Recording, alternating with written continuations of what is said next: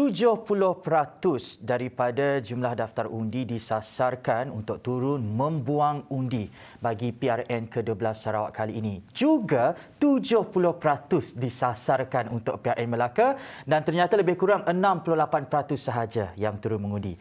Jangkaan Fellow Kanan Majlis Profesor Negara Dr. Junior Amir untuk peratusan bilangan yang akan turun mengundi PRN ke-12 Sarawak kali ini. Baik, sebenarnya SPR telah menetapkan peratusan yang turun mengundi yang sama dengan di Melaka, iaitu 70%. Ya. Dan saya nak sebutkan bahawa dalam konteks Sarawak untuk 2016, peratusan yang turun mengundi ialah 70.01%. Sebenarnya yang kalau kita imbas balik keseluruhannya daripada tahun 69 hingga 2016, satu kali saja mencecah 80.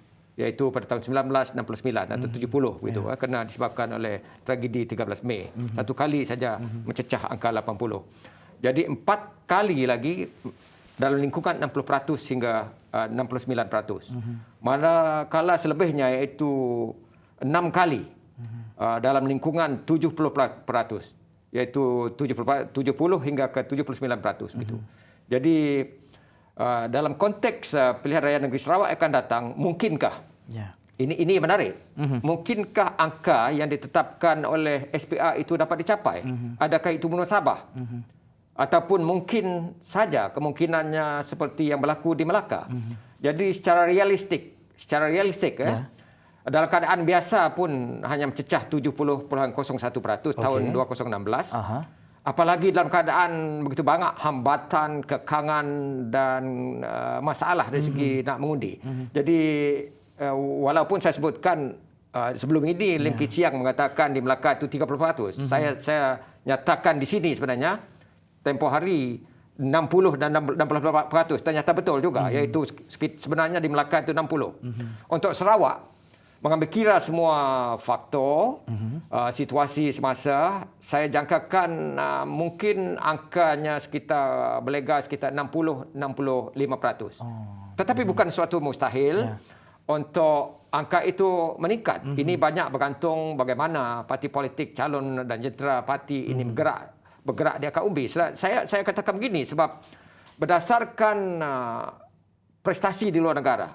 Harus saya tekankan di sini bahawa ini Sarawak atau Melaka bukan satu-satunya wilayah atau negeri di dunia ini mengadakan pilihan raya. Sepanjang COVID, ancaman COVID ini sudah ada 120 negara dan wilayah di dunia, termasuk 9 di Asia, telah mengadakan pilihan raya dan pungutan suara. Daripada 1.2 juta jumlah daftar undi ini, daftar pemilih PRN ke-12 Sarawak, ternyata 272,954 adalah daripada golongan yang berumur 30 hingga 39 tahun. Dan penonton kita tahu, pilihan raya negeri di Melaka diadakan kerana ketidakstabilan politik. Itu situasinya di sana. Ceritanya berbeza dengan kita di Sarawak, yang mana PRN diadakan adalah untuk kita mengembalikan mandat kepada rakyat Sarawak. Bukankah faktor ini pada pandangan doktor boleh menyumbang penambahan lagi terhadap bilangan pengundi? Di Melaka itu krisis dan pergolakan politik disebabkan intrig dan drama yang bergolak, maka sehingga kerajaan itu tumbang. Dan sebahagiannya tidak mau turun mengundi, dia protes.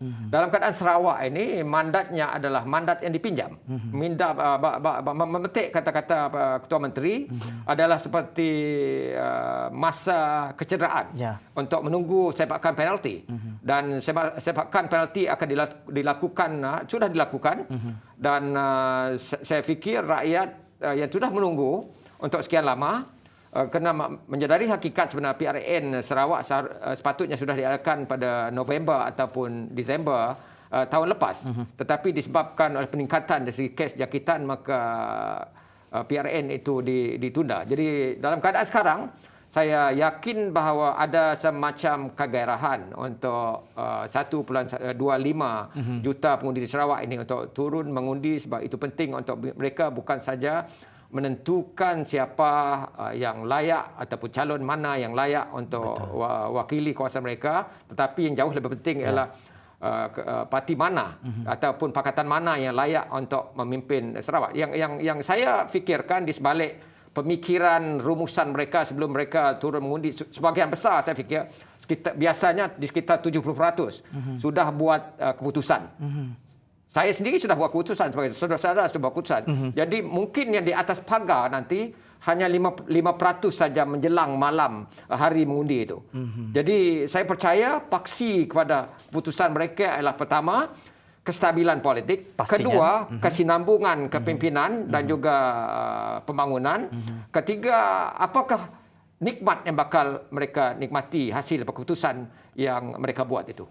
Dan pastinya kita nak tanya juga kepada Dr. Jenry jangkaan terhadap calon yang akan diumumkan oleh Ketua Menteri Datuk Patinggi Tan Sri Abang Johari, kerana kata Datuk Patinggi Tan Sri Abang Johari sebentar tadi dalam berita TVS seperti yang kita saksikan, 2 hari sebelum tarikh penamaan calon, iaitu pada sekitar 4 Disember beliau akan umumkan. Tapi itu kita akan tanya Dr. Jenry selepas ini. Kita nak berehat sekejap, jangan ke mana-mana, hanya dalam Sarawak Decides. Hai, terima kasih kerana menonton Sarawak Decides. Jangan lupa untuk tekan butang subscribe di bawah ini dan juga klik video di sebelah sini untuk mendapatkan perkembangan terkini berhubung pilihan raya negeri ke-12 di Sarawak.